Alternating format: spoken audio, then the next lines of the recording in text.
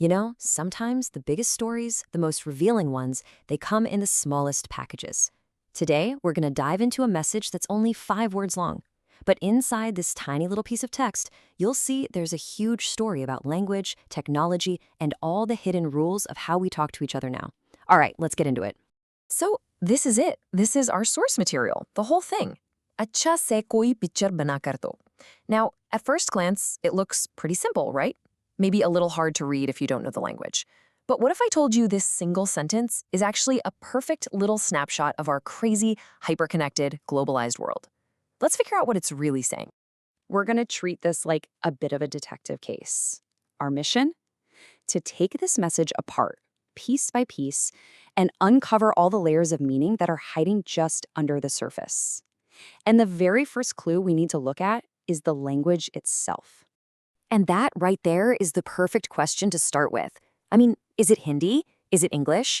Some of those words might look familiar, but others? Probably not. The truth is, it's kind of both, and at the same time, it's neither. It's something else entirely. So, first things first, we've got to crack this linguistic code. We need to get a handle on the words on the screen before we can even begin to understand the real message behind them. The language you're looking at is what people often call Hinglish. It's what linguists would call a macaronic language, which is a fancy way of saying it's a fluid, really informal hybrid of Hindi and English. And it's not just about swapping a word here and there. It's a totally seamless blend of grammar and vocabulary from two completely different worlds. It's pretty cool. Now, what's so interesting here is how you can literally see the sentence broken down. You've got the Hindi-based parts over on the left, and then that one single, really crucial English word on the right. This is a perfect example of what's called code switching, that ability to just effortlessly jump between languages in the same sentence, sometimes even in the same thought. All right, let's break it down even more. The message kicks off with "Achha se." This comes from Hindi, and it basically sets a condition for the whole request.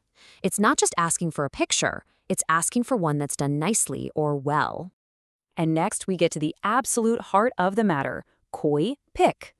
Koi means any or a, and then bam, right in the middle of this Hindi structure, you get the English word pick. You know, that super casual digital age slang for picture. This is the subject of our sentence. And finally, we have the command banakar do. This is a super common verb construction in Hindi that literally translates to make and give. It's the action, what the person wants done. So there we have it, our 3 key parts: a condition, a subject, and a command. Okay, so we've taken the puzzle apart. We've figured out the language. We've translated each piece. So what do we actually get when we put it all back together? And there you have it. The literal meaning is make and give a nice picture. Or, to say it more naturally in English, it would be something like make a nice picture for me. So mystery solved, right? Case closed. We figured out what the words mean. But is that really the whole story? This is where our whole investigation takes a really sharp turn, because the literal translation, it gives us the what, but it tells us absolutely nothing about the who, the why, or the how. The most important parts of this message are completely invisible. So now we have to go looking for the ghost in the machine. The implied meaning, the relationship between the people, the entire social situation that these 5 simple words are sitting in. We need to talk about context. I mean, really think about it. Who is the I sending this message?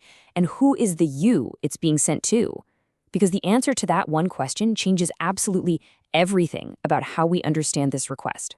And this just lays out the problem perfectly. Is this a boss barking an order at a graphic designer? Or is it maybe just a friend casually asking another friend to, edit a photo for Instagram?